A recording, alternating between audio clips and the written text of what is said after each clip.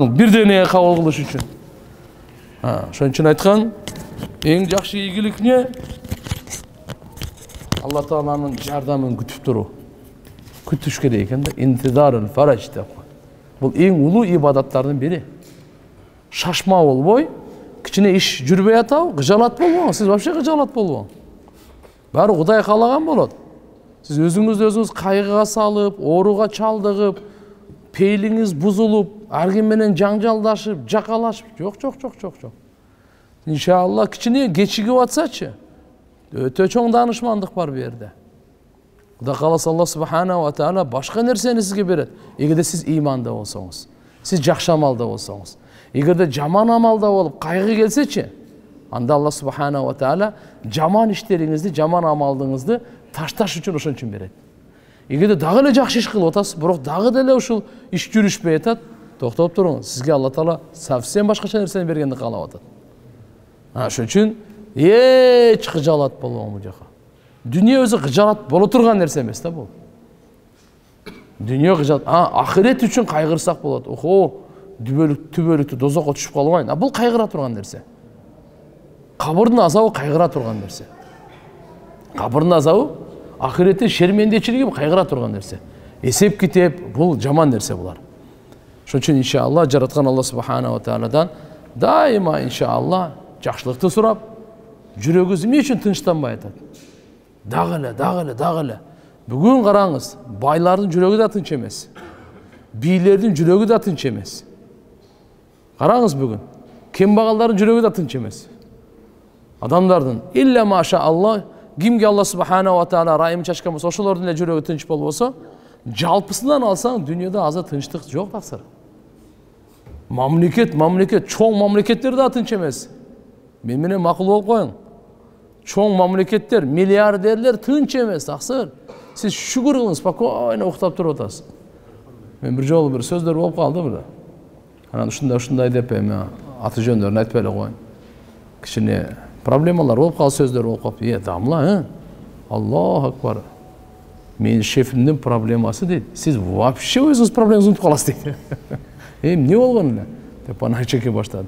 Ошон үчүн азыр мына кембагалдар, жөсө кичине иш жүрүшпөгөндөр, акчасы аздар, кичине кыжалат болуп калса башкача болуп кетти. Жок. Ла хаула ва ла куввата илля билланы айткан киши кыжалат болгонуна таң калам деген да. Ушу сөздү зикирди айтып жүрүп, анан кантип кыжалат болот? Мүмкүн эмес дейт. Кыжалат менен ла хаула ва ла куввата илля билля бир жерде экөө батышпайт дейт бул. Мүмкүн эмес дейт да, эч качан бир жүрөктө батпайт экен да булар. Кыжалат дагы, кайгы дагы, анан ла хаула ва ла куввата илля билля экөө мүмкүн эмес дейт, экөө мүмкүн эмес. Ошон үчүн иншалла бул Алла Тааланын казыналарынан, өзгөчө казынадан келген зикир. Ла хаула ва ла куввата илля билля. Алла субхана ва таала гайыптан рызкысын ача турган, жүрөктүн кыжалат, кайгысын тазалай турган улуу зикирдин бири ла хаула ва ла куввата илля билля. Дайыма айтып жүрүш керек. Нары бери басканча ла хаула ва ла куввата илля билля деп, ла хаула ва ла куввата илля билля деп. Бирön жакшы ишин көрсөңүз дагы машалла ла хаула ва ла. Бирön жаман ишин көрсөңүз дагы ла хаула ва ла куввата илля билля.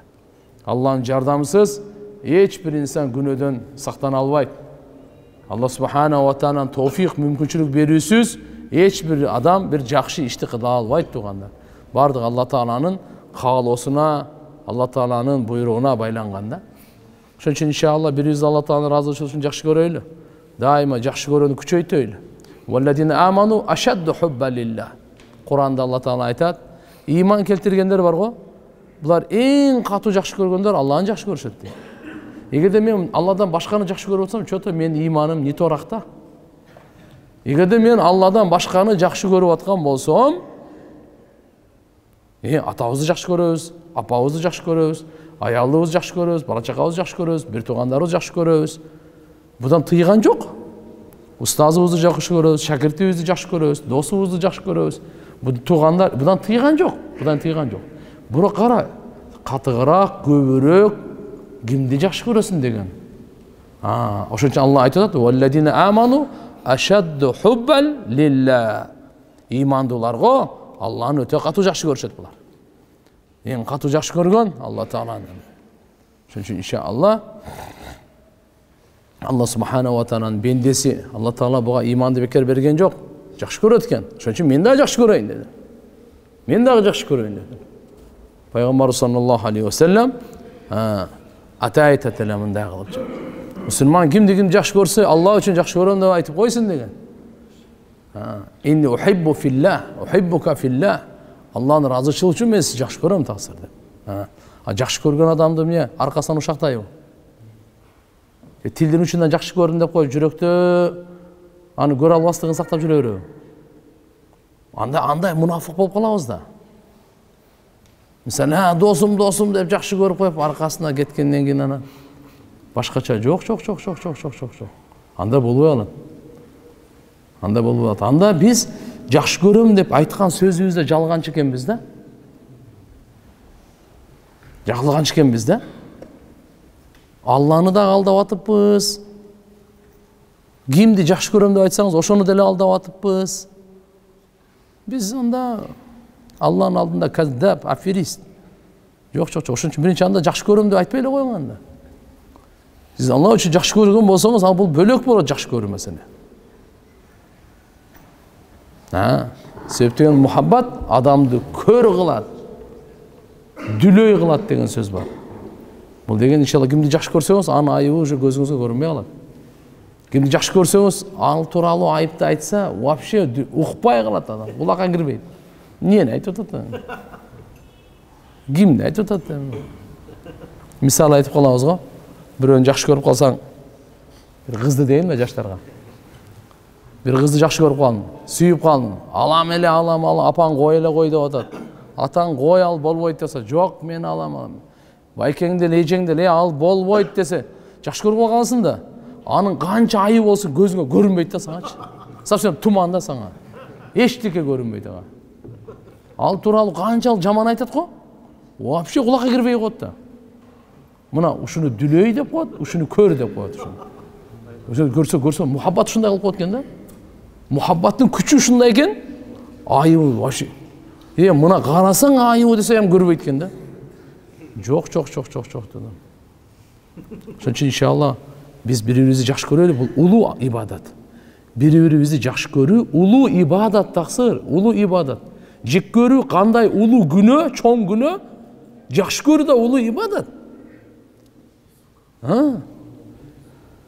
Кур'ан-ы Каримде Алла Субхана ва Таала айтат: "Инналлазина аману ва амилус-салихат саяджалу лахумур рахману вудда." Шек күмөнсүз иман келтирип жакшы амал кылгандар, мээримде Алла Таала алардын ортосуна мухаббат берет дейт. Бири-бирин жакшы көрүп калышат булар дейт. Биз иманга мээнет кылбайбыз, амалга мээнет кылбайбыз. Ошон үчүн бирибизди жек көрүү күчөйүп, анан барып бирибизге зыяндык кылмай, акыры барып душмандашмай, кан төкмөй болуп түптүз дозокко урган бойдон кетип атат. Алла Субхана ва Таала жолун айтып койду. Ынтымак деп элечи, плакаттар көтөрө берген менен ынтымак болбойт, ачык эле айтып койдум. Жөн эле жалган алардын сөздүн бардыгы. Качан болот ынтымак? Качан биз иман, амали салихка мээнет кылсак анан ынтымак болот. Ошондон анан чыныгы мухаббат болот, Жүрөктүн тереңдигинен, жүрөктүн тамырларын араган мухаббат болот. Аны эч ким ала албай турган мухаббат болот ал. Эч ким өчүрө албай турган мухаббат болот ал. Эч ким жүрөгүнөн чыгара албай турган мухаббат болот. Сахабалар пайгамбарыбызды Алла Тааланы ушунчалык жакшы көрөт. Кийин бири-бирин ушунчалык жакшы көрөт. Аллаху акбар. Бири-бири үчүн жан бергенге таяр. Андай мисал ааламда келген эмес адамдар андай. Пайгамбарлар аларга башка. Жөнөкөй үммөт адамдарга да сахабалардай мисал ааламга келген эмес. Булар кандай жетишти? Толук иман, толук такыбалык. Толук иман, толук такыбалык. Алла Таала рызкысын дагы берди, жүрөктүн бейпилдигин дагы берди, сый абирди дагы берди, душмандарга жеңиш дагы берди. Алла Субхана ортосуна мухаббат дагы берди. Макулбу? Алла субханаху ва таала ушундай беке мишенин берди, ахиретти көрө турган. Акыры аны айтты, мен булардан разымын деди бары. Буларга ушу мен акыры бейиште бере турганды азыр эле берип салайынчы шуну деп туруп эле. Бу дүйнөдө эле берип салды да. Бейиште эң акыркы бериле турган белекти Алла таала сахабаларга бу дүйнөдө тартуулаган. Бу дүйнөдө берген. Жалпысынан өзүнчө именной дагы берген. Жалпысынан радиаллаху анхум ва радуан бардыгынан жалпысынан. Сахабалардын арабы дагы, араб эмеси дагы, чоңу да, кичинеси, бай экен багал, айырмасы жок.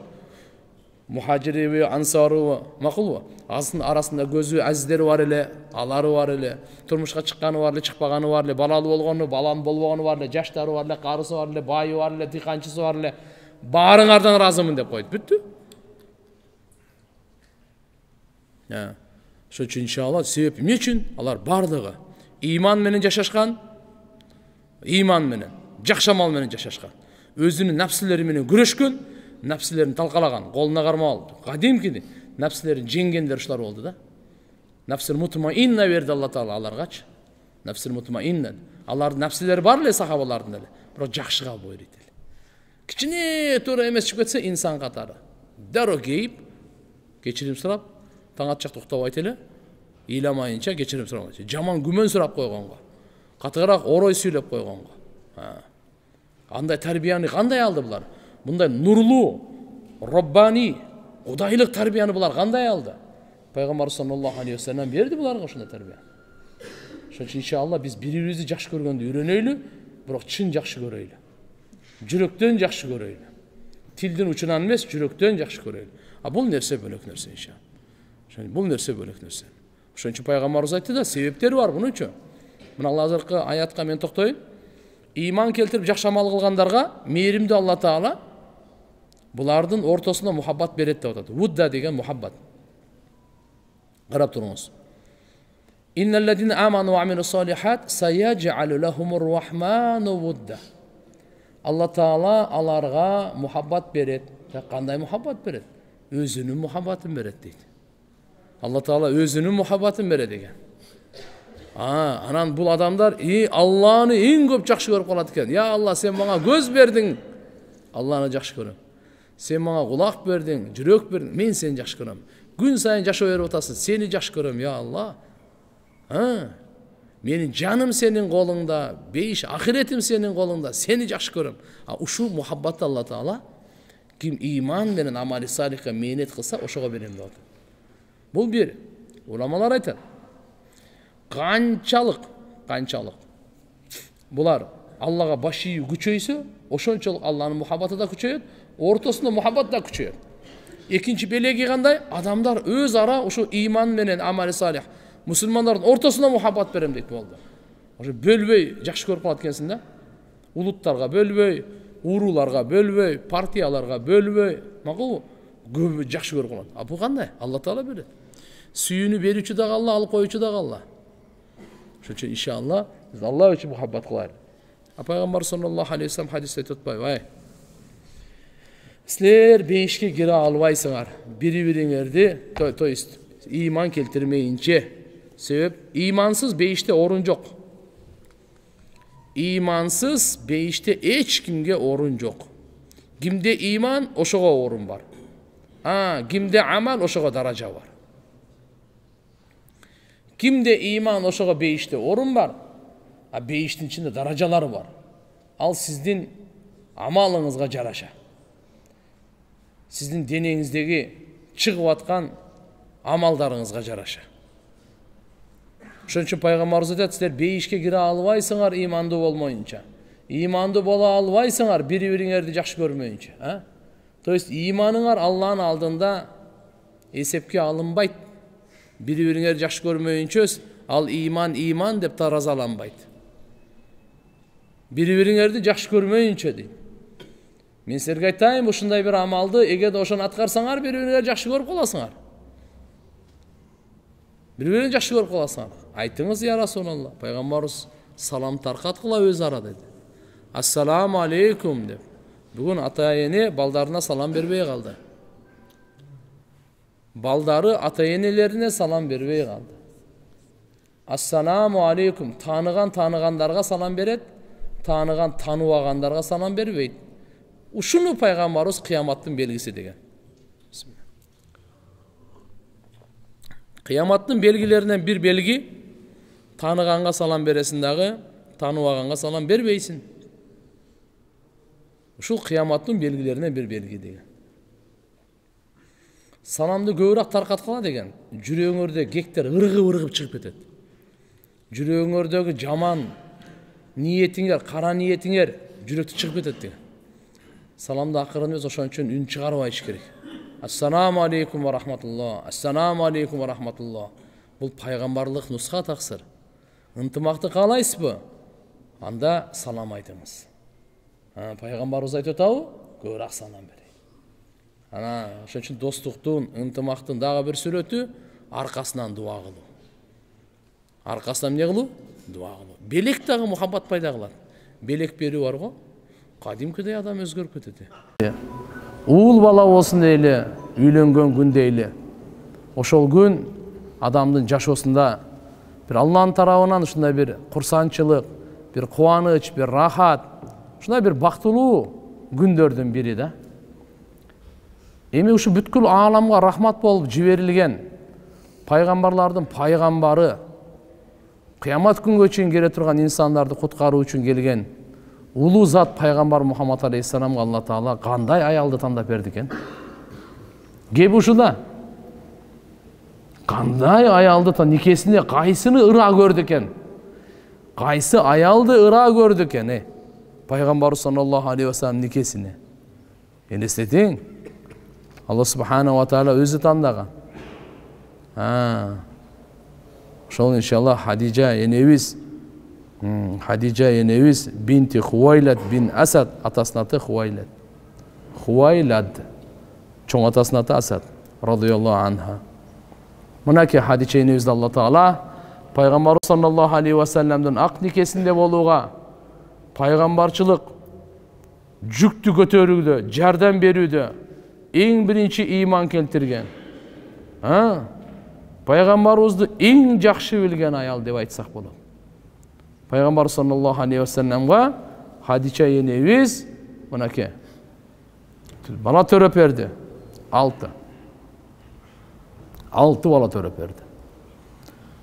4 кыз, 2 уул. Бир уулу Ибрахим, Мария Кыптия деген энебизден, калган 6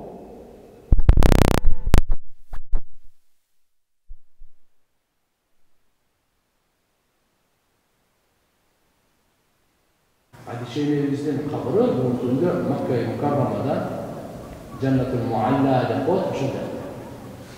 Өзүнчө кылып койгон иншалла барсаңыздар зыярат кыласыздар. Бул Хадижа энебиз бардык тараптан келишкен. Өзгөчө тазалык, таквалык, намуздуулук, берешен, сурулук, ата теги дагы. Мен байлыгын айтпайбы. Шарапаттуулугун айтпайбы. Акылдуулугун, эстүүлүгүн, кыйындыгын, көрөгөчтүгүн. Мисалы жок аяк. Теңдеши жок аяк. Ушунчалык акыл-эсин. Пайгамбар саллаллаху алейхи ва салламдын никеси Алла Таала Хадижа энебизди тандаган экен. Үйлөнгөндө пайгамбарыбыз 25 жашта экен. Хадижа энебиз 40 жашта. Жумһур көпчүлүк аалымдардын айтуусунда ушул. Көпчүлүк аалымдардын айтуусунда.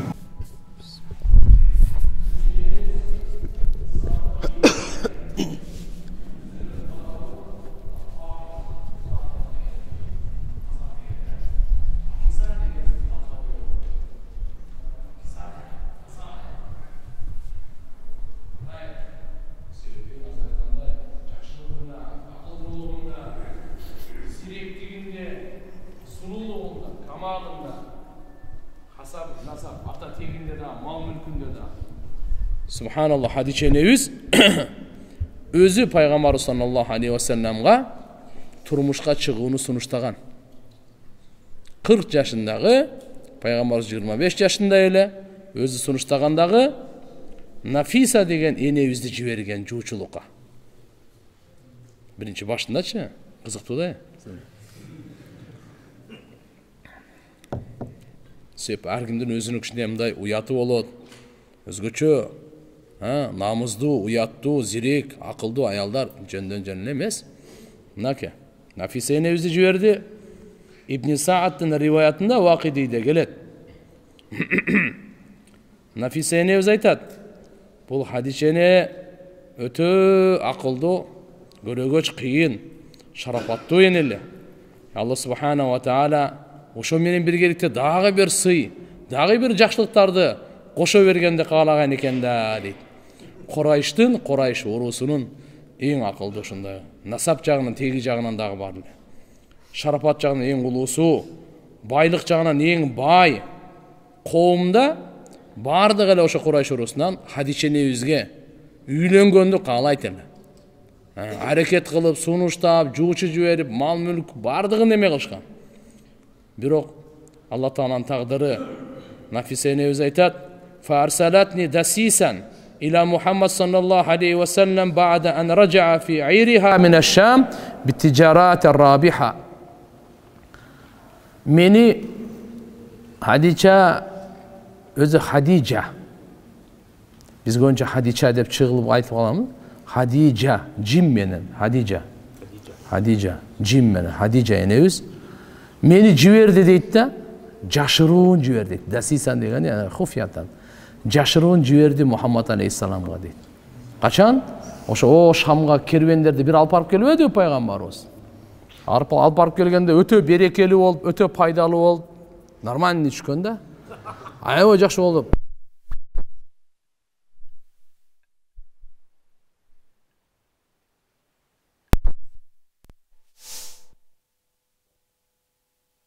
Пeygamбары тигиндей деп, keçilдердин сөздөрүн, барып келгенин, тиги булуттун көлөкөлөп турганын, кыскасы булардын баарын айтып бергенден кийин, ошо Шамдан, Содан кайткандан кийин, ошо Нафиса энебизди жиберди барчы. Бир акырын билип келчи, кандай экен, ою кандай өзү, ою барбы жокпу депчи. Нафиса энебиз барды дагы айтты: "Я Мухаммад" деди. "Ма ямнаук ан татазавваж?" Үйлөнбөйсүзбү деди. Үйлөнүүгө эмне сизди тыят деди. Пайгамбарыбыз айтты: "Ма бияди ма атазавваж бика." Менде азыр колумда азыр мүмкүнчүлүк жок да азыр үйлөнгөнгө деди. Ал айтты: "Эгер ошо жетишерлик болуп калса, сизди ушундай мал мүлктүү, сулуу, шарапаттуу, сиздин бир теңиңизге туш келип кала турган болсо, макулдуңузду бересизби?" деди. Мындай жооп бересизби деди. Пайгамбарыбыз айтты: "Фаман хия?" Ким ал деди. Кимге сунуштаган? Култу Хадижа. Ошондо Нафиса энебиз айтты: "Хадижа" деди. Калат. Нафиса энебиз айтат, ушуну эле айтты да пайгамбар. Анан кийин фазахават ба ахбарат Хадижа фарсалат илейхи атибихи. Барып кайра кайтты. Пайгамбар унчуккан жок, ооба деле жок деле айтылган жок. Андан кийин Нафиса энебиз кайтып барды дагы. Хадижа энебизге айтты: "Ушундай болуп калды. Бирок чото болгудай" дегендейчи. Анан Хадижа энебиз айтты: "Андай болсо" деди. "Чакырып кел" деди. Чакырып кел. Кодум ушинтип Хадижа энебиз өзүн Пайгамбар саллаллаху алейхи ва салламга Нафиса энебиз аркылуу жуучулук жиберди. Пайгамбарыбыз турмушка ошо үйлөнгөнгө ыраазыбы же макул эмеспи ушуну билиш үчүн ушундай кылып жиберген да. Андан кийин экинчиден өзү түздөн түз эле чыкты. Биринчи го жуучулук жибериби? Экинчиден анан кийин фаламма алимат минху рida, кийин качан пайгамбарыбыздын ыраазычылык болду да, ошондон билгенден кийин өзү барып өзүн сунуштап эле ортомчусу эле сүйлөштү. Ибн Исхактын риваятына келет, Хадижа энебиз өзүн Пайгамбар саллаллаху алейхи ва салламга сунуштап айтты: "Я ибн амми", сөп дегенде булар ата теги барып туруп бир болуп кетет. Ошон үчүн аван бала. "Биз эми тууганбыз" деди. "Коомубузда сиздин мүнөзүңүз, чынчылдыгыңыз, аманаткөйүңүз тияктан бардык жагынан эгерде макул болсоңуз башкырсак" деп өзү сунуштады. Bunun bir sebebi Майсара колдун айтканын себеби ошо бар. Майсара жибергенди айтып келгени, ана Хадиче энебиз дагы ошо келгенден кийин күтүп турбады беле кербенде. Карап, Курайштын аялдарын чакырып бергенечи мына де. Адам басып келет, үстүнө булут дагы жүрүп келет, ау депчи. Көлөкөлөгөн. Ошонун бардыгын көргөн эле да.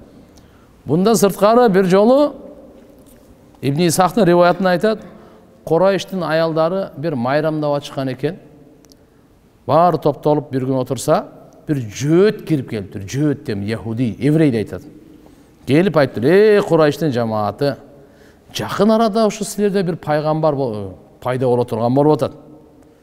Аялдарга айтып атат, кимиңер мүмкүнчүлүк тапсаңар, ошого үйлөнүп алла. Турмушка чыгып алла, то есть. Кимиңер мүмкүнчүлүк турмушка чыгып алла деп айткан экен да. Ошондо ана Курайштын аялдары, сен жоголчу ар нерсени айта бербей деп кичинекей таштар менен уруп кууган экен дагы, аны жек көрүп, ар нерсени чыгарасың деп катуу сөздөр менен орой жооп беришкен экен. Хадижа энебиз унчукпай турган экен. Унчукпай туруп, аялдар эмне деп анын аркасынан жаман сөздөр сүйлөдү, бул айтпай коюптур. Унчукпай эле кийин Майсаранын айтканын, бул жөөттүн айтканын, өзүнүн көргөнүн айтып анан кийин эгерде ушу жөөттүн айтканы чын болсо, онда точно ушу пайгамбар дептир да. 25 жашында болуп атат. Пайгамбарчылык о 40 жашында берилген. 15 жыл мурун, 15 жыл мурунку окуя болуп атат азырчы. Дема, карабайсызбы эми ушул Хадижа энебиздин көрөгөчтүгүн көрүңүз, тиги жөөт го китебинде окуган ал. Акыр заман пайгамбар кандай сыпатта болот, кандай болот, ошого салыштырып туруп айтып койду. Ал эми Хадижа энебиз болсо, нар жанында көрүштүрүп мындай кылтат. Ошентип пайгамбар саллаллаху алейхи ва саллям Хадижа энебизден жуучу келгенин, өзү айтканын, өзүнүн абаларына айтты, атасынын бир туугандарына. Абу Талипке, башкаларына бардыгын айтты, Хамза бардыгын айтты, ушундай болуп атат, кандай десе, алар айтты, жакшы болот деди кайра. Макул болушту алар, разы болушту. Үйлөнсөң, о өтө жакшы болот деди мейли. Кийин анан пайгамбар саллаллаху алейхи ва саллям ал менен биргеликте Абу Талип абасы, Хазрет Алинин атасы. Абу Талип пайгамбардын атасы менен бир тууган, Абдулла менен бир тууган. Жана дагы абасы Хамза, бул дагы атасы менен бир тууган. Кыскасы айтканда, өзүнүн атасы менен бир тууган эки абасын алып, чогуу анан ошол Хадижа энебиздин атасына киришти барып. Атасы тирүү эле анда. Хувайлет. Барды дагы ошол отурушту, ал жердеги Мудар деп чоң уруусунан аттуу баштуу кишилер барды ошол жерде отурду. Анан Абу Талип ошол жерде анан кийин сүйлөдү, анан айтты. Аллага бардык мактоо болсун. Алхамдулиллахиллади жаалана мин зуррияти Ибрахим. Бардык мактоо Аллага болсун, Ибрахим пайгамбардын урпактарынан кылганына. Ва зар'i Исмаил, Исмаил пайгамбардын эгиндеринен, эгинзар, мындайча айтканда, онун да урпагынан кылганына. Ва дили Мааттын ушул негизги ошол уруусунан кылганына деп мактоо айтып келатып, анан айтып атпайбы? Аллага чексиз шүгүрлөр болсун, мынакей бизге Алла Таала Байтулла берди. Ушундай ыйык жерге бизди ушул жерге мекен кылып койду, адамдардын үстүнөн өкүмдар кылып койду деп айтып келип, анан кийин кайрылды атасына. Инна ибни ахи хада, мына мен бир тууганымдын баласы деди. Мухаммад ибни Абдилла, Абдулланын баласы Мухаммад. Ла юзан бир раджил ирла раджаха би, шарафан ва нублан ва фадлан ва аклан. Бул баланы, бул жигитти эч ким менен теңдей албайбыз, өзүңүз билесиз. Ким менен таразага сала турган болсоңуз барын басат деди. Акылдуулукта, билим, шарапаттуулукта бардык жагынан деп айтып айтат. Эгерде буну мал аз дей турган болсо, мал мүлкү. Мал мүлк эмне деди, колдун кири ал, келип жок боло турган нерсе деди. Ал эми буну сиз өзүңүз да тааныйсыз, тууганчылыктан дагы. Аны bundan сырткары дагы, мына өзүңүздүн кызыңыз дагы жучу жиберген экен. Ушуларга кичине бүгүн жылдыздары жакындашып калган экен. Ошого кандай дейсиз? Мынакей деп анан макулдугун алып, ошол жерде анан махр, калың ушуларды кылып, пайгамбар саллаллаху алейхи ва саллям исната ашарата уқия захабан, 12 уқия алтын, алар ошо мурдагы ошол таразамен тартылганын. Ошончанын макулдукка деп берилген экен да. Кийин Андан сырткарыдагы ошого келишкенден кийин, махырды калыңды келишкенден кийин ва хува валлахи ба'да хада лаху набаун азим ва кhatrun jalilun jasim. Эми bundan сырткарыдагы бул Мухаммад саллаллаху алейхи ва саллям мурдадагы айткан элек, атасы, чоң атасы Абдумутталип да айтат эле, кичинесинен эле жакшы көрүп, бул жөнөкөй бала эмес депчи. Ошондун баардыгы сый урмат болуп өзүнчө. Анан бул киши айтат, улуу кабардуу, бийик мертебелүү ушундай неме болот деп. Кийин анан Хадижа энебиздин атасы Хуайлат өзү үйлөнүп турмушка берип чыгарган экен. Кээ бир риваятта анын абасы дейт, кээ бир риваятта анын агасы дейт. Кандай болгон чакта дагы ошентип нике болгон экен. Пайгамбар саллаллаху алейхи ва саллям айтып кеткендей, 4 ул 3 кыз. 4 кыз 3 ул. 4 кыз 3 ул. Биринчиси уулдардан Касым, Абдулла жана Ибрахим. Ушу Ибрахим Мария Кыптиянын гана баласы, а берки алтоо Хадишени өстөрөгөн. Албетте Абдулла деген боюнча дагы кээ бир аалымдар мындай дешет. Жок, 3 уул эмес, 5 уул болгон дейт. Азыркысы Ибрахим, Касым, Абдулла, Тахир, Тайып. Бирок көпчүлүк аалымдарыбыз айтканы жок, 3 эле. Ибрахим менен Касымда талаш жок. Мына үчүнчүсү Абдулла, ошонун 2 аты бар эле дейт дагы айтканчы. Тайып, Тахир депчи. Ошон үчүн бул бир эле бала деп айтат да. Ошон кыскасы көпчүлүгүн айтканы боюнча Пайгамбар саллаллаху алейхи ва салламдын 4 кызы Зайнап, Рукайя, Умму Гүлсүм, Фатима. Андан кийин 3 уулу Касым, Ибрахим, Абдулла. Ушуларды Пайгамбар саллаллаху алейхи ва саллям өзү тарбия кылып неме кылган. Булардын эң улуусу кыздардан, балдар кыздардан Зайнап болгон. Андан кийин Рукайя, андан кийин Умму Гүлсүм, андан кийин Фатима. Бардыгы Пайгамбар саллаллаху алейхи ва саллям менен Меккеден Мединага хижрат кылышкан. Пайгамбар саллаллаху алейхи ва саллям менен бирге болгон. Эң улуусу Зайнап болсо, эң сүйкүмдүүсү Фатима болгон. Фатима радыйаллаху анха Пайгамбар саллаллаху алейхи ва саллямдын эң сүйкүмдүү кызы болгон. Тирмизидин риваятында келет, Усама радыйаллаху анхудан Пайгамбар саллаллаху алейхи ва саллям айтат: "Ахаббу ахли илайя Фатима."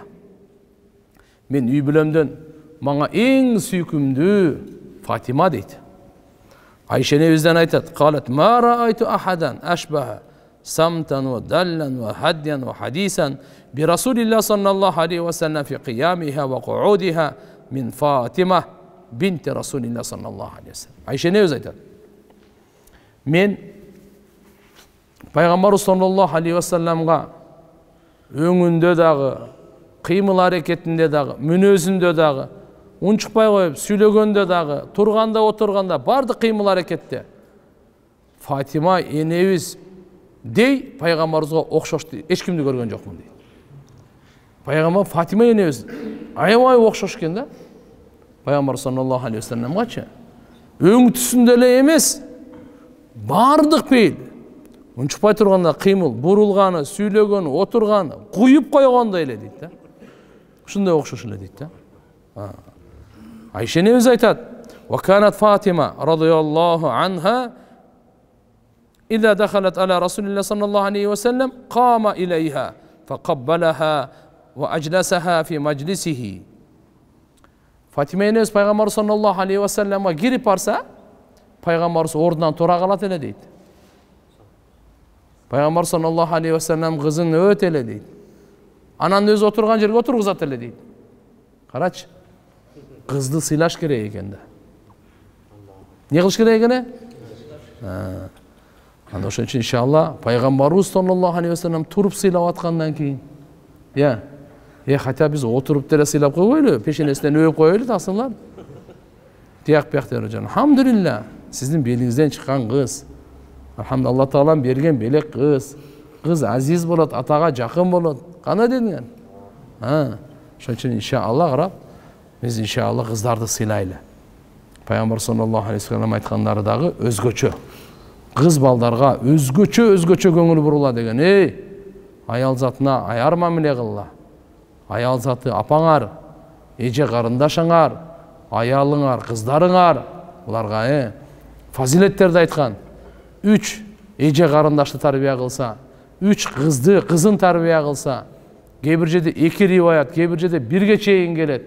Ага 5 важип деп келгени бар. Ошону балдар, кыздарды тарбия кылып, оор көтөрбөй. Сеп көп неме кылып атасыз, сарптап атасыз, чоңойтуп атасыз. Бул сизден эртеге кетмен күрөк ала турган эмес да, уулдайчы аркаңыздан калып. Бирок бул жака турмушка чыгат. Бирок ошондо да жакшы ат коюп, жакшы тарбияласаңыз, пайгамбарыбыз айтат, мен менен чогуу бирге болот дейт. Кандай деген улуу, машаалла, хадистер бар пайгамбарыбыз айткан. Мына жердеги Айшени өз айтып атат, пайгамбарыбыз ордунан тура калат эле, жыттап, өп, отургузат эле. Ва кана наби саллаллаху алейхи ва саллям дахала алейха, пайгамбарыбыз эми Фатименин өтү кирип калса кандай болот эле? Камат лаху факаббалатху ва ажласатху фи majlisiha.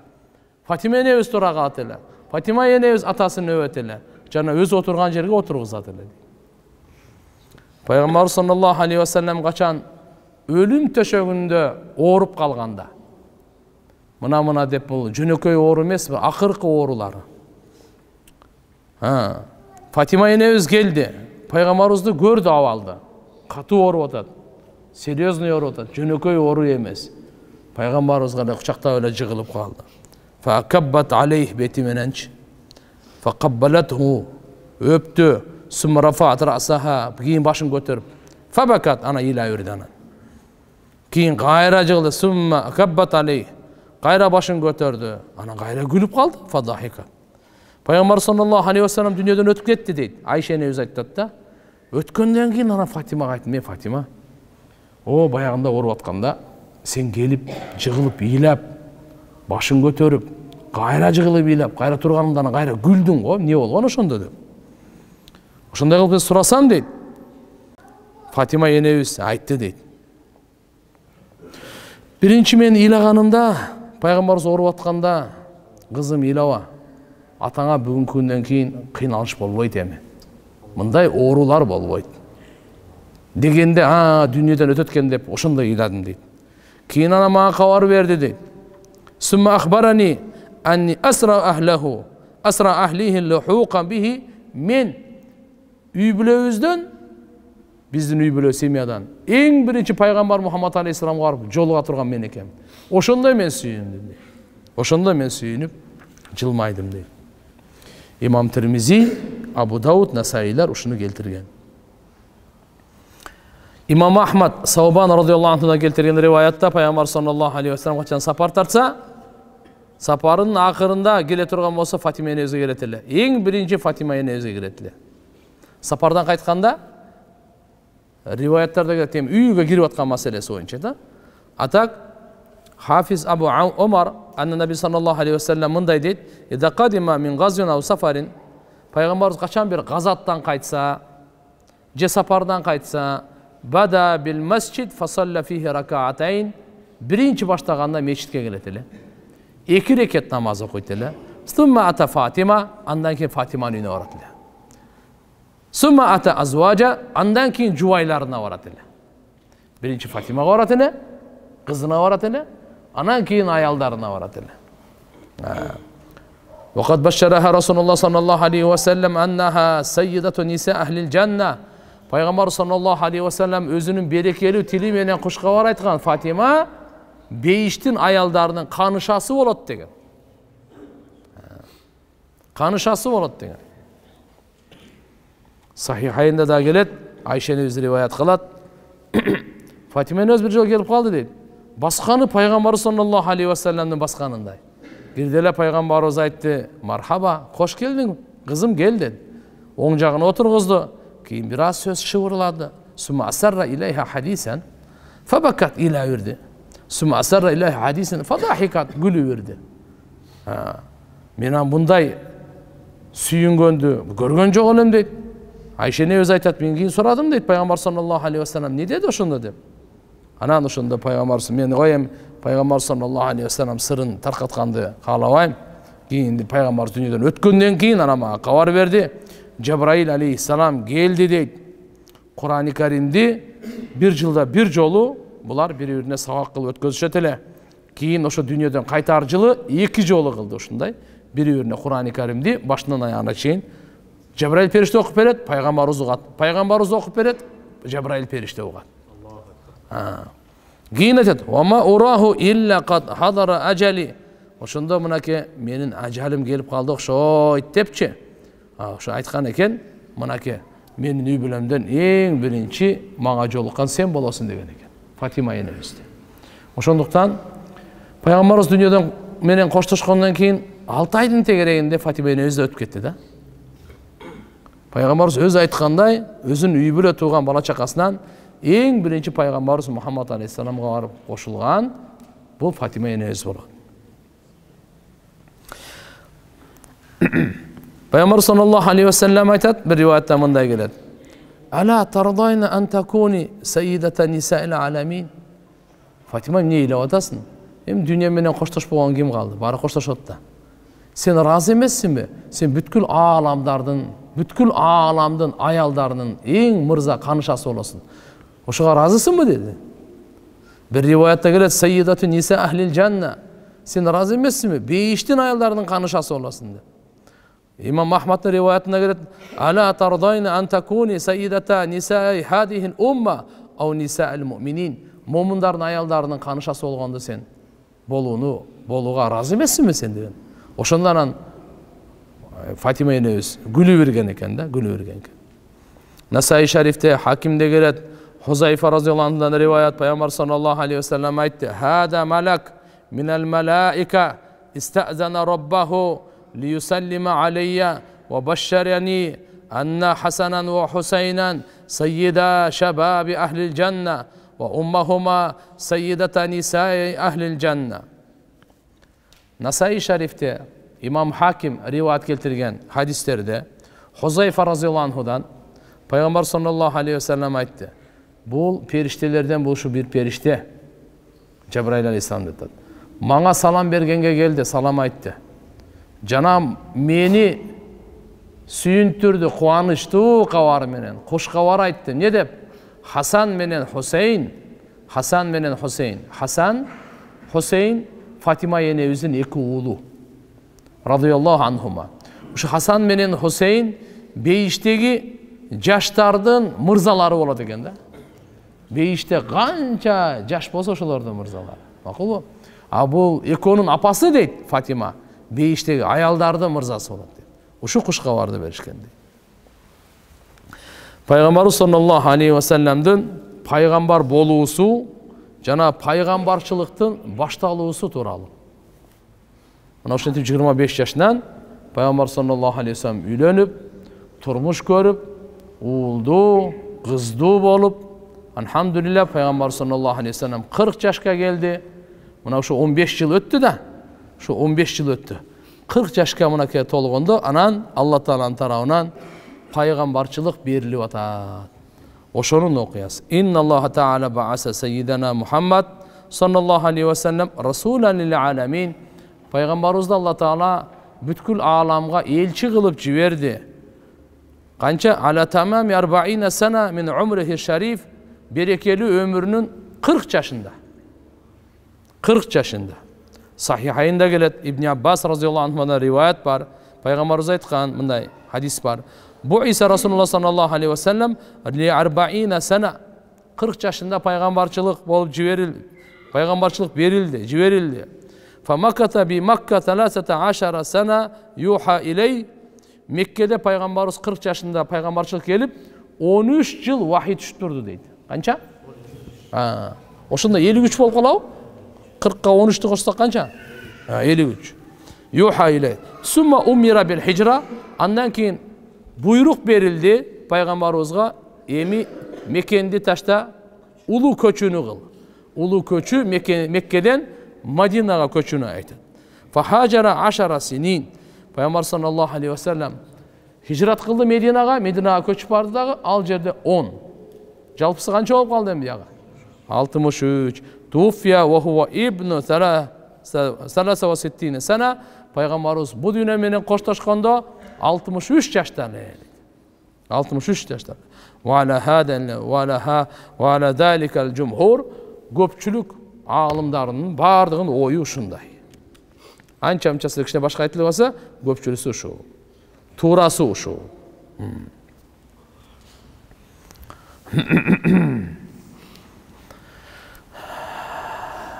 Рамазан айда Кур'ан-ы Карим түштү. Шах Рамазан унзила фихил Кур'ан. Ушул жерде ачык айтылып атат, Рамазан айда Кур'ан-ы Карим түшүрүлгөн. Ошо Рамазан айда түшкөн Кур'ан-ы Карим Кадыр кечесинде болчу. Инна анзалнаху фи лайлатил Кадр. Кадыр кечесинде биз Кур'ан-ы Каримди түшүргөнбүз дейт. Пайгамбарчылык, Пайгамбарыбыз Мухаммад алейхиссаламдыкы мынакей демек ушундай кыла турган болсок, 40 жаш 6 ай болуп калгыдай. Себеп дегенде 40-ка толгондон кийин 6 ай пайгамбарыбыз түш көрдү. Не көрдү? Түш көрүп турду да. Түш көрүп турду. Себеп Рамазан ай 9-ай болуп калат. Ошого чейинки мынакей Рабиул Аввалды келе турган болсок, ошол жерден түш көрө баштаган. Себеп дегенде Шах Рабиул Аввалда Йоумун Иснайн биринчи күн деп Муслим шарифте риваят келет. Абу Катада радиаллаху анхудан Пайгамбар саллаллаху алейхи ва салламдан суралганда биринчи күнү орозо кармаган боюнча Пайгамбарыбыз айтты: "Залика йоум улитту фи." Биринчи күн мен төрөлгөнмүн. "Ва йоума буисту фи." Жана пайгамбар болуп жиберилгенмин депчи. Демек, Пайгамбар саллаллаху алейхи ва салламга Алла Таала Жабраил периштени берип, вахий түшүргөндөн мурда 6 ай даярдаган экен. Канча ай даярдаган экен? 6 ай даярдаган экен. 6 ай түш көрүп турган Бухари шарифтин риваятында. 6 ай түш көрүп турган. Башталганда ошон үчүн пайгамбарыбыз хадисте айтат: "Ар-ру'я жузун мин 46 жузан минан нубува." Бул ру'я салиха, ру'я садика деп коет. Чын түш, тура түш. Бул пайгамбарчылыктын 46 бөлүкчөсүнөн бир бөлүк деген. 46 бөлүк. Кур'ан-ы Кебир алымдар мындай деп буну чечмелеп берген. 6 ай дегени мындай. Кур'ан 23 жылда түшкөн. 23 жылды биз 6 айга бөлө турган болсок, ар бир жылда 2-6 ай бар да. 23 плюс 23 болуп калат да, 6 айга бөлсөкчү. Ошондо 46 болуп калат. Ошончо 46 бөлүктүн бир бөлүгү деп атат да, түш дагы жөнөкөй эмес таксырлар. Түш дагы жөнөкөй нерсе эмес. Бул мубашшираттарга келет булар. Пайгамбар саллаллаху алейхи ва салламга Алла пайгамбарлардын түшү алар вахий. Пайгамбарлардын түшү вахий. Бирок түш кээде Алладан болот. Кээде Алладан. Кээде болсо шайтандан болот, кээде нафсиден болот. 3 түрлүү. Пайгамбар саллаллаху алейхи ва салламга бул келип аткан түштөрдүн бардыгы Алладан. Кандай болот эле? Түшүндө эмнени көрсө, өңүндө ошону көрөт эле, аны жооруганды, чечмелегендин кереги жок эле да. Точный көрө берчү эле да. Эмнени түшүндө көрсө, өңүндө ошону көрөт. Эмнени түшүндө көрсө, өңүндө ошону көрөт. Кайсы нерсени түшүндө көрсө, кимге жолугат, эмнени сүйлөшөт, кайер кандай болот, өңүндө полун көрө берет да. Таң атканда бардыгы ачык айкын көрүнөт го, азыр эшикке чыксаң эч нерсе көрүнбөйт. Бардыгы. Мисалы азалды кечкурун тоого чык, панорамага чык, Бишкекти кара, мындайына кара, эч нерсе көрүнбөйт. Таң аткандан кийин карасаң, бардыгын көрүп турасың. Микрорайон каякта, кайсы жолдон кандай барды. Пайгамбар саллаллаху алейхи ва саллям ушундай өңүндө көрүп турган да.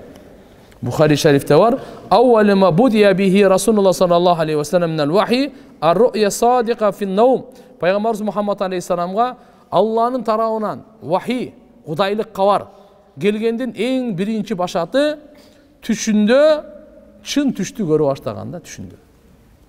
Bir rivayetine rüya saliha deyit, bir rivayeti ise rüya sadika deyit. Ayrılması yok.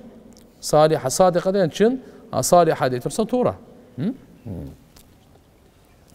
Giyin, Peygamberimiz hoşunda gelivergenden keyin, summa hubbiba ileyhil el-hala. Peygamberimiz köpçülük menen жүргөндө жакшы көрбөй калды. Өзүнчө олак болуп, өзүнчө бөлүнүп, өзгөчө ушундай болгонду жакшы көрүп калды. Обочо болуп, мындай кылып, обочо. Адамдарга кошулгусу келбей калды. Wa kana yakhlu bi ghari Hira. Ошол учурда анан пайгамбар саллаллаху алейхи ва саллям айтты ғой деди, Хира деген үңкүр бар. Жабал Нур деп коет. Нур деген тоодо Хира деген үңкүр бар. Ошол жака анан пайгамбар саллаллаху алейхи ва саллям чыгып кетти. Фаятаханнас фи, ал жака ибадат кылыш үчүн. Ибадат кылыш үчүн ошол жака чыгып кетти эле. Эмне үчүн мына өзгөчө жалгыз жүргөндө жакшы көрүп калды пайгамбар саллаллаху алейхи ва саллям. Жүрөктү бошотуп, бир нерсени пикир кылганга жардам бере турган нерсе экен да. Адамдардын мисалы аралаша бергенден үзүлүп, кээ бир уламалар айтат, Меккедеги бутпарастыкты көрүп тажап кеткен эле дейт. Ошон үчүн ал Нур тоосуна Хирага чыгып кетти дейт.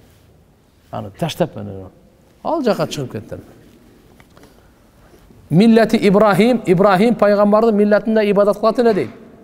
Пайгамбар саллаллаху алейхи ва саллям ошо үңкүргө барып, ал ибадат кандай экен Кудай билет. Алла Тааланы эстеп, зикир кылып, ал жакта алхамдулилля дуа, жана кандай намаз окуйт ал жөнүндө кенен айтылбайт. Но ошол жака жеке барып, дуада, зикирде, этикафта, ибадатында. Лаяли завати адат, бир топко чейин. Кээ бирлер айтат, бир айга чейин дейт. Чыгып кетет эле. Азыгы түгөнгөндө түшүп келет эле. Кажети болгондо түшүп келет эле. Hadichenemiz azıgın jarı rastap beretele tiyakpiyak, gayra alıp çıkıp ketetele. Ya tüyönüp kalganda gayra geletele. Ve yetezavvat lizalika giyin. Keyin gelip turup hadichenemiz ayarda persek gayra ketetele de. Uşintip, subhanallah. Biroq bir jolu üy bile bala çakasını taptağa taştavere ketip kalbayt ele. Azıgı tügөнгөндө kaytıp keletele. Hatta ja'ahul haq. Uşintip olacak te Пайгамбар саллаллаху алейхи ва саллям күндөрдүн биринде отурганда Рамазан айда экенде, Рамазан айда чыгып кеткен өзүчү. Рамазан айда. Ошо Рамазан айда анан кийин хак, ал-амрул хак, акыйкат келди да. Хак келди. Жабраил периште келди. Ошол үңкүрдө Жабраил алейхиссалам келди. Хак дегени ва хувал вахью. Ва сумия хак. Эмне үчүн бул Алланын тарабынан келди, чындык. Cebrail aleyhisselam geldi. Ve huve fi gari Hira. Hira ünküründe oldu. Faca'ahul melek. Cebrail perişte geldi. Fekale lehu ikra. Cebrail perişte geldi. Aytdı. Oku dedi. En birinci gelgen şu oldu. Oku. Kale Peygamberimiz aytdı. Ma ana bi qari'in. Ben okuyalmayım dedi. Kal fe akhadani fe gattani ve fi rivayetin tabarani fe dammani hatta balaga minnil cehd. Oşonda okuy albayım degende Cebrail aleyhisselam paygambarımızды kucakladı dağı, kucağına kıstı. Jakın kılıp özüne tarttı. Gattani degen. Dammani özüne biriktirip durdu. Aytat hatta balaga minnil cehd. Manga uşunda kuç gelip ketти, oğur olup kettim. Cebrail periştenin kanı dağı jönökөй emес da. Kucaktağını da jönökөй emес da. Kança küçtü perişte al. Summa arsalani. Ki meni koy verdi dağanan ayttı. Fakale ikra oku dedele. Men dağı ayttım. Ma ana bi qari. Men okuy albayım mı? Neni okuy? Fa akhadani fa gattani saniye. İkinci jolu özüne kucaktap turup kıstı. Özüne tarttı. Dağı çarçap kaldım deydi. Kanday deydi? Hatta balaga minil cehd. Şunu çarçap kaldım. Katı kıskan da. Kuç geldi de. Summa kayra koy verdi. Şimdi üçüncü yolu olgandan keyin anan aytdı. İqra bismi rabbikellezi halak. Halakal insana min alaq. İqra ve rabbukal akram. Ellezi allama bin qalam. Allamal insana ma lam ya'lam. Buna 5 düşkön uşular var. Cebrail perişte gelip durup 3 yol uşu dam olgandan keyin Allahu akbar özündögü Allah Taala'nın tarabından berilgen ruhaniyat, nuraniyattın bardığını ötközdi go. Baya dayarda turup. Mana ki. Şoň üçin 5 ayatda Allah Subhanahu ve Taala mına uşul jerde turgandar düşürdü. Oku Robundan atı menen al jaratkan. Robundan atı menen, özün küçüğün menen emes. Hareketin menen emes, yok. Allah'ın atı menen oku dedi. Rob oldu. Subhanallah. Min al jerde aytat da Iqra bismi rabbika деп, Роббыңдын аты деп атканы Алла Тааланын biz sıfatları menen tanıyız. Sıfatları açık aykın, uşunçalık açık aykın, eş yaşırın emez. Allah'ın zatı uşunçalık jaşırın jağında çegi yok. Allah Taala'nın zatı varaul vara. Adam anı ойлонgongo, akılga salganga mümkün emes, bolboyt dagı, tıyuu dagı. Albatta Allah subhanahu wa taala ушул жерде да пайгамбарыбызга өзүн эң биринчи рубубият деген сыпат менен, Роб деген сыпат менен тааныштырып атат да. Эң биринчи Allah subhanahu wa taala сыпаты Роб деп айтылды да. Робуңдун аты менен деди, Робуңдун аты менен деди.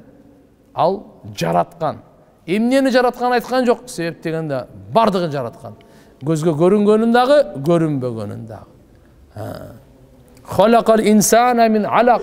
Эми жаралган нерселерден өтө көп бул. Бирок инсанды жаратты, алак деп инсандын жаралуусунун ортоңку этабын айтат.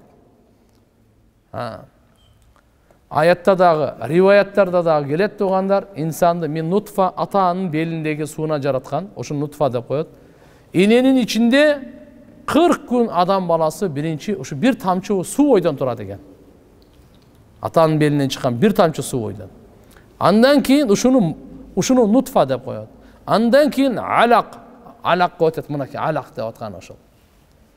Коюлган канга өтөт. 40 күн дагы турат. 40 күн туруп турат. Андан кийин мудга, бир муштум эт. Жумшак, чайнала турган, ушундай этке мудга ошот. Мынакей 40 болуп 121 күнү анан буга жан салынат деген Бухари шарифтин риваятында. Периште ошол жерде анан кийин 121 күнү ошол муштумдай болгон этке уже бунун мээси, өпкө, боор, бөйрөк уже Алла Таала өзүнүн казынасынан алып келе берди. Буга эмне керек? 2 көз, 2 кулак, пут, тырмак, кичине чач, кан, сөк, териси, уже даярдап атат. Проект башталды. Бар, даярдап атат, каерде кандай болот. Болгондо да жөнөкөй проект эмес, билесиз да. Алла Таала инсанды кандай чырайлуу жараткан. Орундатып, тартиптүү, бардыгы өзүнүн жайында. Алла субханаху ва таала Кур'ан-ы Каримде айткан: "Я юхал инсан, ма гаррака би раббикал карим, аллади халакака фасаввака фаадалак, фи айи суратин ма шаа раккабак." Ай, инсан, сен берешендүү Робуң сага бардык нерсени берип койду, бир тамчы сууга ушул нерсенин бардыгын түзүп берип койду. Ошол Робуңдан эмне нерсе сени адаштырып, эмне нерсе сени жолдон тартып атат?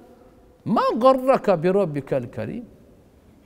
Не нерсе сени ушул аластуу адаштырып атат? Гурурга салып сени меменситип.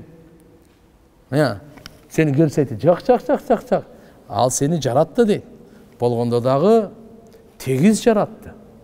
Тартиптүү жаратты. Орундуу жаратты. Топ келген бардыгы. Бир көз алдыда, бир көз аркада эмес. Бир көз башта, бир көз путта эмес. Өзүндө. Көздүн үстүндө каш, кирпиктер жайында. 2 кулак, 3 кулак кылып койгон жок. Мурун өзүнүн жайында. 5 тешик кылып койгон жок. Бардыгын тиш, ооз, барды түзүлүшү бир карап көрбөйсүң бир күзгүдөн. Шашылбай туруп. Ким ушундай кыла алат? Голда, тырмак, кармай турган путтагы бардыгы. Алхамдулилlah, Алла субханаху ва таала чырайлуу жаратуучу мындай кылды. Алактан жараттык деп атат мынакей алакы. Иқра ва раббукал акрам. Эй, оку Мухаммад, сен Робуң өтө жоомарт да, өтө берешен да. Карим деп кимди айтат? Карим деп суратпастан туруп бергенди айтат. Ушунун аты Карим. Не деп коет экен? Карим, берешен. Карам. Ушундай берешен. Алла Таала суратпастан туруп көздөрдү берди барыбызга. Кулак, бардык мүчөлөрдү. Ата-энебиз сураган жок, "Я Алла, менин балама жүрөк керек эле, жүрөк берип кой.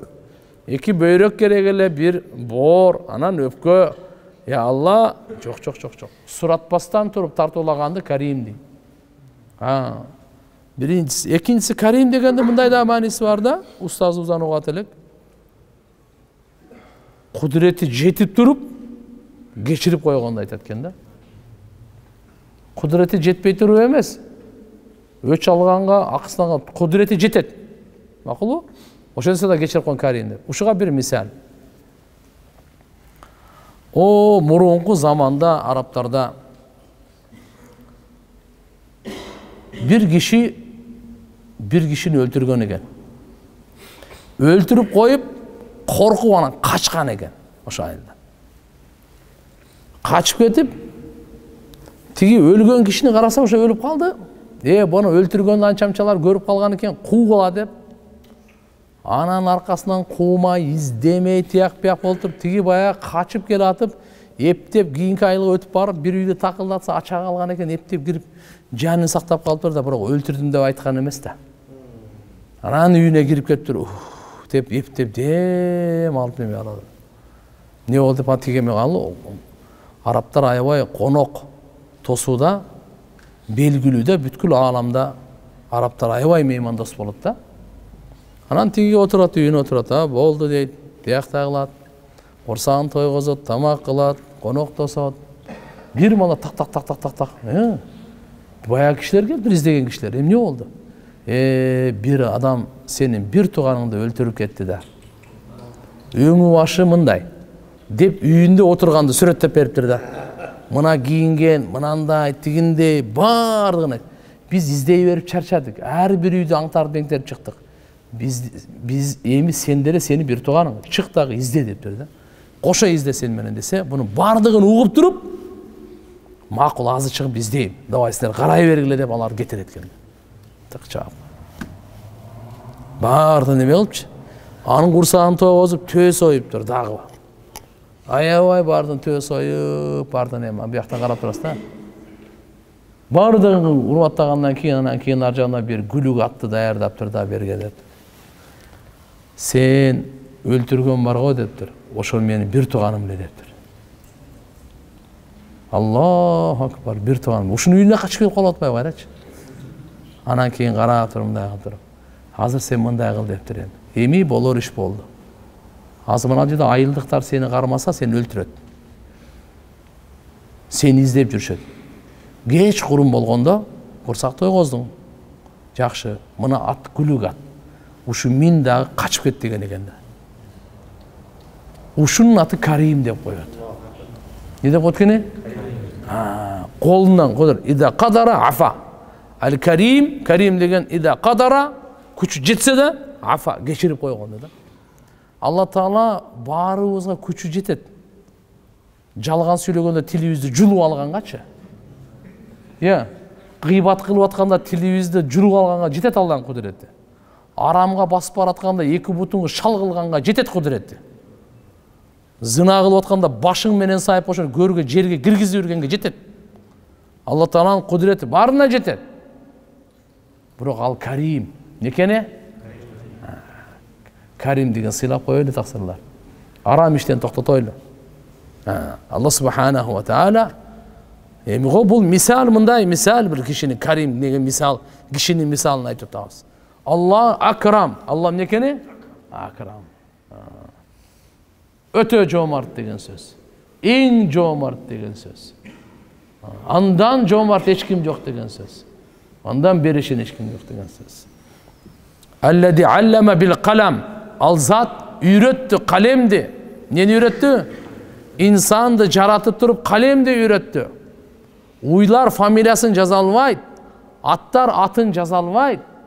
Маймыл арстан эч кимиси сочинение диктант жаза албайт. Плюс минусту алар калем кармай албайт алар. Же подпись кое алабы? Кандай дедиңер?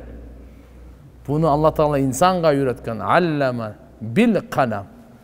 Кимге үйрөткөн? Инсан. Калем кандай? Билесизби калем?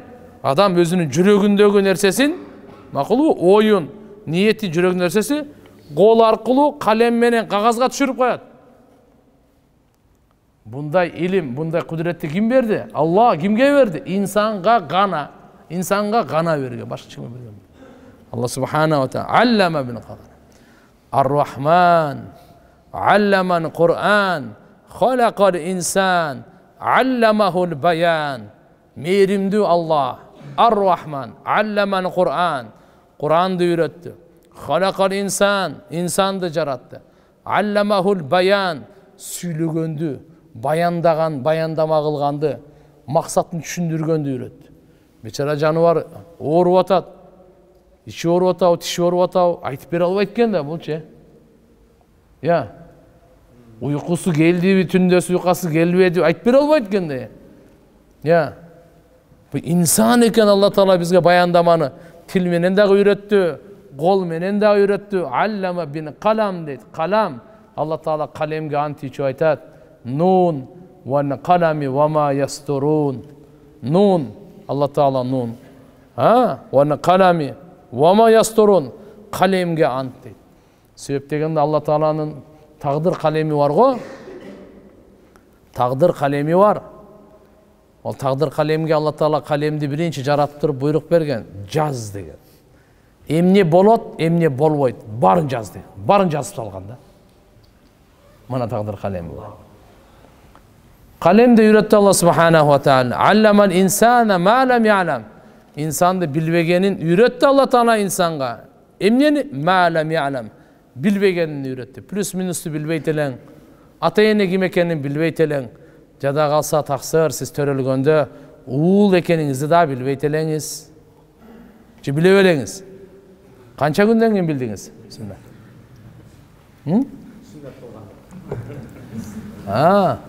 Канча күндөн кийин билдиңиз? 6 айдан кийинби? 1 жылдан кийинби? Аллаху акбар. Эчтеке билбей эле жашап жүргөн турбайсыз мында. Кийин билдик барып. Бұл илм Алла Таала алламан инсан ма лам я'лам.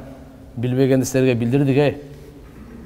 Эчтекен билбейтен кийин ана мына апам, мына атам, деп анан барып. Мен кыргыз турбаймынбы? Мен билбейт элем мен кыргыз экенин.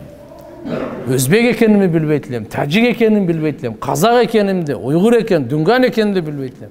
Же биле белеңиз. Анан кийин ана билбедим, мен уруум каякта эди. Я. Тугандар мына Алла Субханаху ва Таала билбегенди деп. Мейли кандай болбосун, Пайгамбар саллаллаху алейхи ва салламга ушул 5 аят түштү. 5 аят түштү, пайгамбарчылык берилди. Аллаху акбар. Пайгамбарыбыз Хира үңкүрүнөн Меккеге түшүп келди. Өтө катуу түшүп келди тез басып.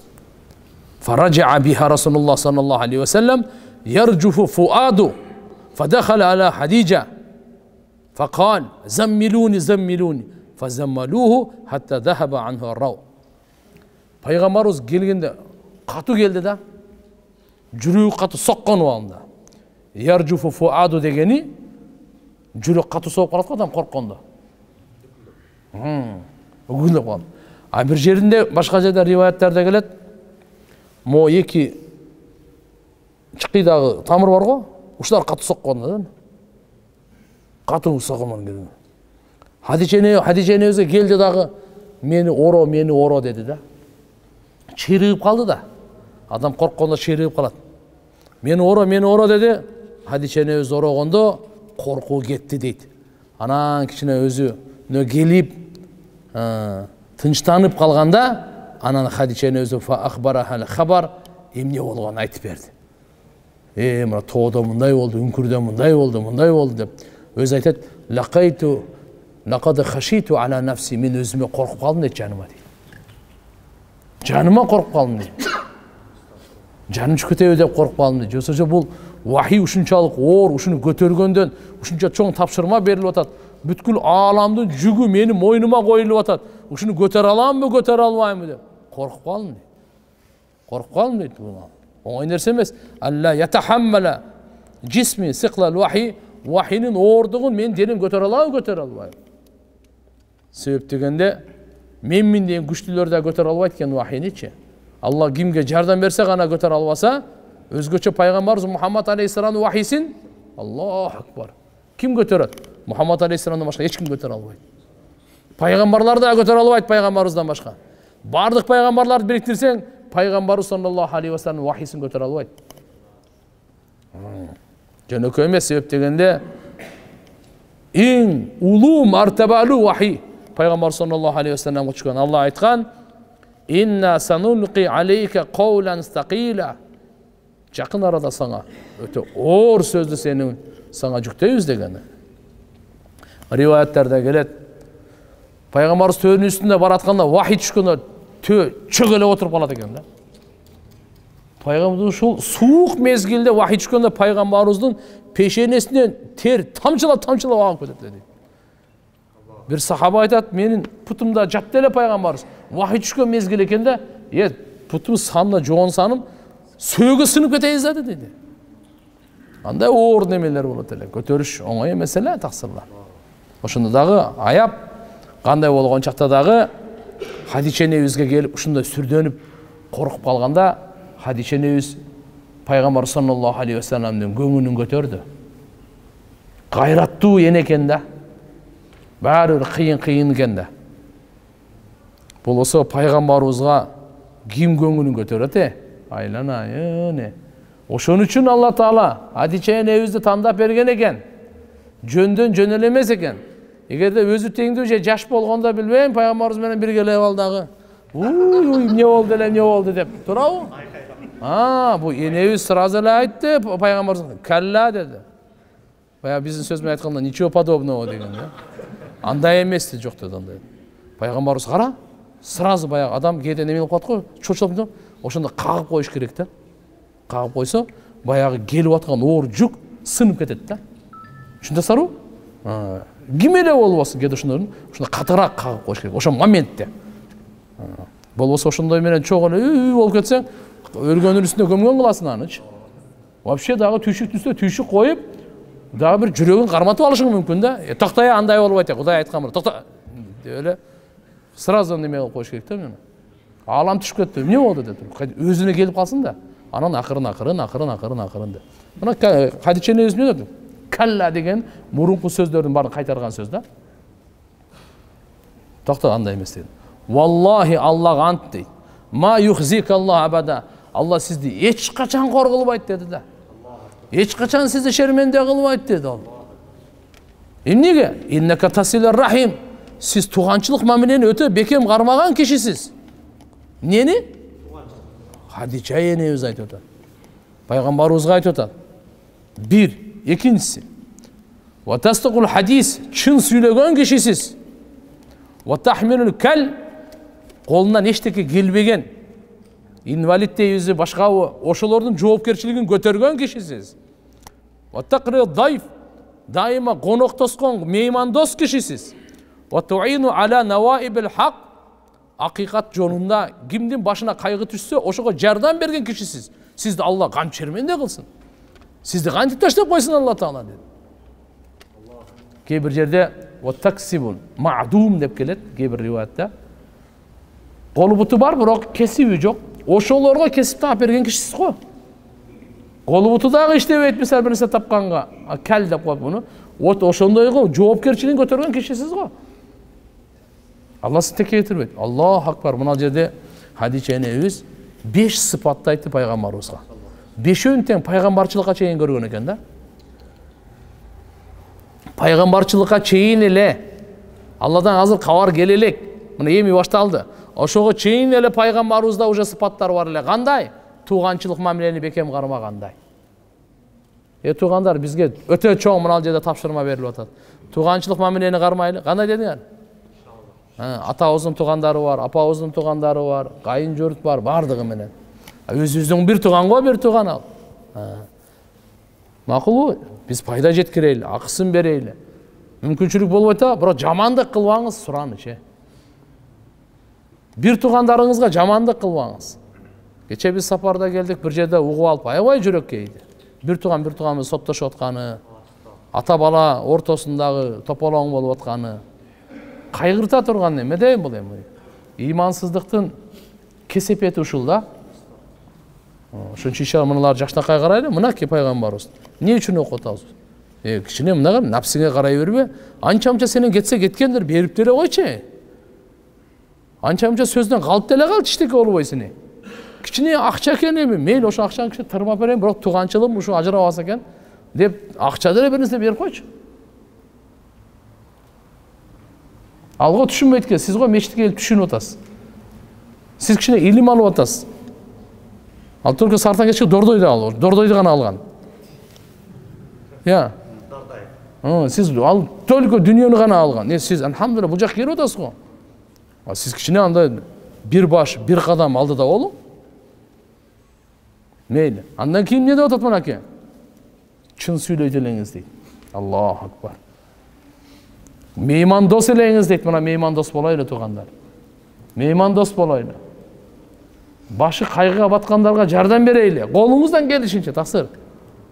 Колуңуздан келишинче, жакшы сөз менен деле жардам бериңчи, айланайын. Сизден акча сурап аткан деле жок. Болсо жакшы бир багыт айтып коюң, бир жакшы көңүлүн көтөрүп коюң, настроенияны өзүрө да мүмкүн өтөт. Ооругандар бар го. Ошолчу көңүл 80% ден соолугун жакшы кылат, билесизби? Сиз дарылабай эле коюң. Мына пандемияда көп эле ошо психологически эле өлүп калды. Бул жанында бул жагын өлүп калды, кыйкырып аткан, өлүп аткан, буяктан паникага эле паникадан көп өлүп калды. Ошондойлорго дем бериш керек. Мына өлөт десе да өлбөйсүз, иштеке болбойт. Дагы көп жашайсыз. Ким айтты аны, айта берет. Кудай качан кааласа болот. Баары жакшы болуп кетет. Алланын колунда бардыгы. Үмүттү эч качан үзбөш керек деп. Кыйналгандар, карызга баткандар, ооруп аткандар, мына өлөйүн деп аткандар, кандай гана болбосун, биз көңүлүн көтөрүшүбүз керек. Элибиздин эмне кылыш керек? Көңүлүн көтөрүш. Кымбаттап кетти, кымбаттай берсин, потолокко чыгып кетсин. Нормал, Алла рызкыны берет. Башка ойлонбо. Не болуп кетти? Алла жаратты, Алла рызкы берет. Куранга иман келтирбейлиби? Таксырлар. Куранга эмне үчүн биз окубайбыз? Иман келтирбейбиз. Астагфируллах, тооба кылдым. Ва ма мин даббатин илля алаллахи ризкуха. Кыбыр деген жаныбардын рызкысы Алланын жоопкерчилигинде. Качанга чейин биздин денебизде жан барбы? Алла рызкыны берет. Башка ойлонбоңуз сиз. Ал кайгыра турган, өкүнө турган, бузула турган, айный турган, тополоң чыгара турган нерсе эмес бул. Туура совсем эле кош көңүлү болуп алып эле отуруп жата бер деп аткан эч ким жери жок. Бирок кайгыга батып намазды таштап кое турган, ничөсүбү? Ошо кымбаттап кетти деп туруп алдаганга түшө турган, кымбаттап кетет турган деп уурулукту баштай турган, андай нерсе эмес да. Биз өзүбүздү кырмайлы. Кудайга шүкүр, алхамдулилля. Караңыз, риваяттерде келет, күн сайын 2 периштечи эрте менен жарыя кылат таксыр. Бүгүн баа картошканы мынча деп. Биз ойлоп атабыз, Ош базарында баа коет деп. Жок, периштелер баа коет. Доллардын курсу мынча деп. Риваяттерде келет таксыр. Мына мынча деп бардыгынча. Акырында анан кийин айтат. Бергенге Кудай берет дейт мынакей. Сактаганда шору курутсун Алла дейт анан. Ал жагындачы. Тарт. Алла Таала ачканга ачат экен, тартканга тартат экен да. Жапканга жабат экен. Каалаган тандап алың деген да. Ошон үчүн иншалла карап туруп Кудай кааласа, биз мындай эле жаныбарчалыкта болбойбузбу дейт. Пайгамбарыбыз айткан. Эгерде силер таваккал кылсаңар Алла Таалага кандай таваккал кылгандын акысы бар. Алла Таала силерди канаттуудай курсаңарды тойгозот. Эрте менен жагжаңы бош чыгат да, кечинде жагжаңы толук кайтат. Кайерден эмне жеп келет, вообще планы жок болот аларда. Айда план, проект жок аларда жагы. Эмнеден жейм, аларда мындай проблема жок. Алла бергенин жейм дейт да. Алла бардыгына рызкы берип атат. Китине деле барып атат, жыланына деле берип атат, чаянга деле берип атат. Бир алым айткан эле. Чаяндын өзү көзү көрбөйт экен да. Путу жок жыланга, көзү көрбөгөн чаянга рызкы берип, сени унутуп калабы Алла дейт. Не мынча кыжалат болосуң дейт. Путу жок жыландынчы, көзү жок чаяндын, ошолорго рызкы берип аткандан кийин сени Алла унутуп калабы дейт. Биз кичине бир нерсе кымбаттап кетсе эле кыямат болгондой сүйлөйбүз. Эчтеке эмес, сабыр кылайлы, мээнет кылайлы. Кыргызстаныбыз алхамдулилля 6,5-7 миллион калк бар го. Мына азыр биз барып келдик сапаргачы. Бир айдаган киши жок иш жерден. Өтө жалкообуз да ошо. Бизге ушу жатып алып, когон гилас жесек, Şu oturup dagы жебей şu оозубузга бирөө салып берип турса, şu бейиште болот таксырлар. Бирок кичине кыймылдап коелу. Кичине кыймылдаган Кыргызстанды ач калбайт. Кече алхамдулилlah мына көлдө бир шаркыратмага барып эми керемет да эми. Бул Аллаху акбар. Элдер ошону жасалмасын жасап атат, акчалар жасап. Бизге Кудай мынантип эле берип койду эми. Бир пакистандык инженер бар, Каабаны куруп аткан. Мурда ошо мынау Эркештамдан Ошко чейин курганда, ошо Кытайлар жолду курганда ошол жерде иштеген экен да. Меккеде жолугуп калдык, бир канча жыл болуп калды, ажылыктан отуруп сүйлөшүп. Ал намаз окуган пуштум да. Алайда айтып атат да. Пешим намазга келем дейт. 3-4 аксакал, 2-3 киши мечиттин сыртында стол бар да, стол кылып коюшат го. Мындай. Отуруш кылып коет да, узунчу. Ошол жерде отурушат дейт, кирип намаз окуп чыгып кетем дейт. Асырда келем баягылар дагы эле отурат дейт. Шамда келсем деле дагы, я Алла дейт, мен көп дүйнөнүн көп мамлекетин көргөнмүн дейт. О Кыргыз элдей бейгам эл жок экен дейт. Буга дүйнөдөгү баары өр экен дейт, динде эле баары өр экен. Вообще кыжалат эмес экен дейт. Бирок азыр биз кичине дүйнөнүн аркасынан жүгүрүп калдык, а? Болсо элибиз ушундай эле да, элибиз жаман ток эл эле. Вообще эчтекен ошо. Жок, вообще камсанаган. Койлорду кое берет, болду. 2 ай, 3 айдан кийин эсинде келсе, издейт, болбосо жүрө берет. Болгону шүгүр дейт, болбогону Аллага дейт. Сүт сатмай деген жок эле. Кандай деген бизде баалуулуктар бар эле. Атаң канан. Азыр эми суу сатмай болуп калдык го. Суу сатат деген биздин ата-бабаларда ой болгон эмес да. Сууларды неген ичип эле, азыр жакшы, нормально. Биринчи башында суу сатабы деп таң калып. Азыр нормально эле болуп калды. Кымыз сүт сатабы деп таң калчу эле. Бардыгы окун, азыр. Ушу сиңип кетти да. Сиңип кетти. Баягы мурда берешендүүлүк, жоомарттык, меймандостук, пайгамбарыбыз сыпаттарын карабайсыңбы? Ошодон тайбай эле таксырлар. Эми азыр эми дүйнө бизди кысып атса да, бирок кичине садака кылып тура берели. Кандай дедиң? 5 литр сүт алат экенсиз, бир кружка бекер деле берип коюңуз, эчтеке болбойсуз. Береке болот. Кеттик. Хадиче энебиз кийин пайгамбар саллаллаху алейхи ва салламдын ушу сөзүн уккандан кийин анан пайгамбарыбызды ошо Меккеде Менмин деген аалым бар эле да. Ал аалым Хадиче энебиздин абасы болчу. Ал христиан динин кармайт эле. Инжилдин аалымы болчу. Бир топ жашы барып калган эле, көзү көр болуп калган эле. Бирок ибрани эски жөөттүн тилин арабча тилде мыкты билет эле. Эки тилди тең жакшы билчү да. Ошо эки тилде жазат эле. Ал мезгилде жазган өтө билимдүү, сабаттуу деп айтылат эле. Анан пайгамбарыбыз Хадиче энебизге ушунун баардыгын кабарын бергенден кийин Хадиче энебиз айтты, ушуну бир авама алып барып көрбөйүнбү деп, сүйлөшүп көрбөйлү депчи. Анан фанталакат бихи Хадижату хатта атат бихи Варака ибн Науфал ибн Асад. Анан пайгамбар саллаллаху алейхи ва саллям экөө барды дагы, алып жөнөдү дагы. Бар Варака ибн Науфал дейт. Анаты Варака. Науфалдын баласы Асадты. Демек булардын чоң аталары бир да. Чоң аталары бир. Авасын алып барды дагы айтты. Аван баласы. Ал имраан танассара фил жахилиятта христиан дин болчу. Жазат эле ибрани тилде. Инжилде жазат эле ибраниде. Кээ-бир риваяттарда келет, муслимдин риваятында. Факана яктубул китаб араби. Арабча жазат эле дейт. Кыскасы болгондо вакана шейхан кабиран, карыган аксакал эле, ады амия көзү көрбөйт эле. Хадиче энебиз айтты. Я ибни амми, исма мен ибни ахик. Мына эниңиздин сөзүн угуп коюңузчу деп пайгамбар саллаллаху алейхи ва салламды суну эмесин сөз берди, кезекти берди.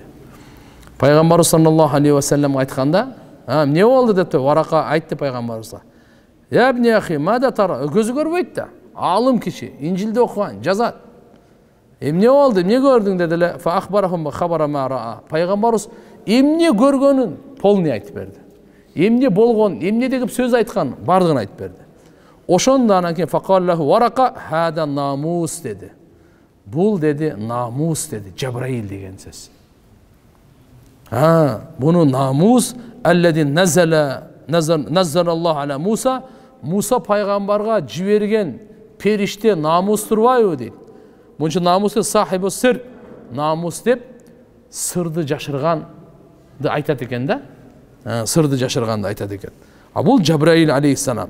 Sebep degende Allah Taala'nın elçilerine, paygambarlarına alıp kelgen oşo sır bolot, her kimge bere berбейт sırdı. Oşon üçün namus dep atalып kalgandagı alып keldi. Ya laytani fihi jaz'an laytani akunu hayyan iz yukhrijuka qawmak. Oşonda aytты da, oy attың. Bardığını uqqandan keyin qana menin oşo güçüm bolsa, kaçan senin qowmуң seni uşu Mekke'den çıkarganda men sana bolgon güçümdü sarıtlap turup jumşayt elem degende paygambarыбыз taң kaldı. Menin qowmуң meni Mekke'den çıkarabı. Paygambarыбыз aytты, kim uşu çakırıktı salganda, jariya kılganda la ilahe illallah sözsüz düşmanlık kılışkan dedi da. Paygambarыбыз ошондон айтпайбы, qawmi mukhrijiya, meni qowmum meni çıkarabı dedi. Ova dedi. Mana. Peygamber sallallahu aleyhi ve sellem'e uşuntu aytып атат, "Naam. Ava mukhrijiyya hum, alar meni qowm çıkarabı" degende aytып атат, "Ova" dedi. "Lam ya'ti rajulun qattu bi misli ma ji'ta bihi illa udiya." Kim gana seni alıp kelgende alıp kelbesin bu dünyaya kanday gana paygambar bolbosun, aga sözsüz düşmanlık bolgon. Wa in yudrikuni yawmuk, egerde sen oşol günüň maňa jete turgan bolsa, oşo günü men tiri bolsam, ansurka nasran muazzaran, anda men bolgon küçümdü jumşap sana jardam beremin dedi de. Biro keyin көп ötpöy ele Waraka ibn Nawfal dünya menen koştaş ötüp ketdi. Oşondan keyin anan keyin fataral vahyu, vahiy toktop kaldı deydi.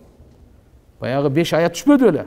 Oşon keyin toktop kaldı dagı, kançaga çeyin toktоду deseniz, vahiy 2,5 yıl deydi, kebir andan az aytat, bирок көпчүлүгүн aytkan 3 yıl toktogon. Kança yıl toktogon? Hira ünkürünün 5 ayat düştü, oşodan keyin 3 yıl vahiy düşkön jok. 3 yıl düşkön jok. Anan Peygamber sallallahu aleyhi ve sellem gayra Hira ünkürge çıgat ele. Gayra çıgat ele, bayağı işin özün ibadatan kala öğret ele de. Anan gündördün birinde anan gayradan geldi Cebrail perişten. Peygamberimiz jalat bolup kaldı, bayağı ne oldu? Çok bolup kettik oşo oydan ele. Gelbey kaldı o depçi. Gayradında düşüp gelatsa. Ya Muhammed degen ün çıktı. Peygamber sallallahu aleyhi ve sellem oң jagын karadı. Hiç kim yok. Sol jagын karadı. Hiç kim yok. Артын karadı. Hiç kim yok. Aldın karadı. Hiç kim yok. Mınanday kılıp üstün karasa Cebrail periştegen. Mana gorizont bar go, ufuk dep koyot.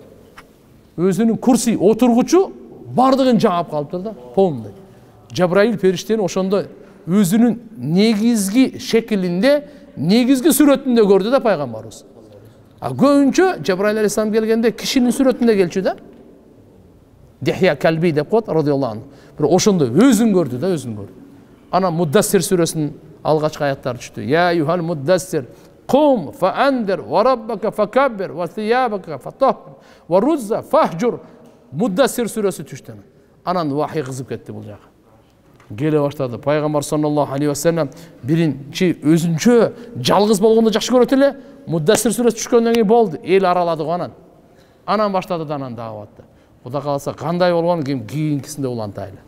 Az vaqt bolup kaldı. Allah Teala inşallah razı olsun. Bugün kişi soru cevapka da geçip kaldık. Kийинкисине Kuda kalasa soru cevap kılabız. Sebep degende mına bugün bir manilүү учур эле. Şoň üçin genenирээк aytkanга toora kelip kaldı.